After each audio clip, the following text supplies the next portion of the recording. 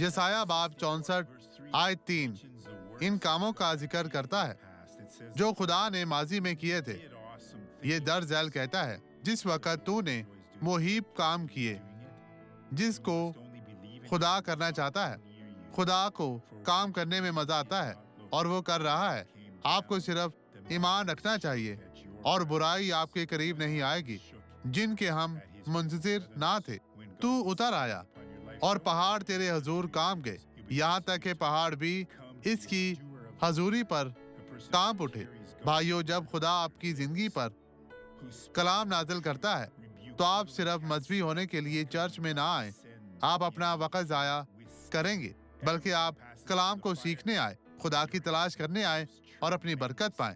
आप ये गवाही देखें और मैं आपके लिए दुआ करने वापस आऊंगा। देखें ये शख्स कितना बाबरकत है। यीशु आपको बरकत दे। जोड़ों में दर्द और सोजिश थी। मैं चल नहीं सकती थी और मेरी टांगों में ताकत नहीं थी। दुआ से पहले आप कैसे चलती थी बहन? आप ऐसा ऐसा चल रही थी। हाँ, मैं लंगड़ा रही थी ऐसे। मैं देख सकता हूँ लंगड़ाते हुए। ठीक है, आप अच्छे तरीके से चले बहन, चलती जाएं, चलें चलें। आप अच्छा चल रही हैं। खुदावंद आपको बरकत दे रहा है, वो आपके साथ है। भागे मेरी बहन, भागे। खुदावंद तेरा शुक्र हो। लोगों, इस बहन को देखें, अब ये अच्छे तरीके से भाग रही है, ये चल सकती है, ये बहुत ही अच्छा है, वो भाग सकती है। भागे, मजीद भागे बहन, भागती जाएं। खुदावंद तेरा शुक्र हो, ये बहुत ही शानदार है।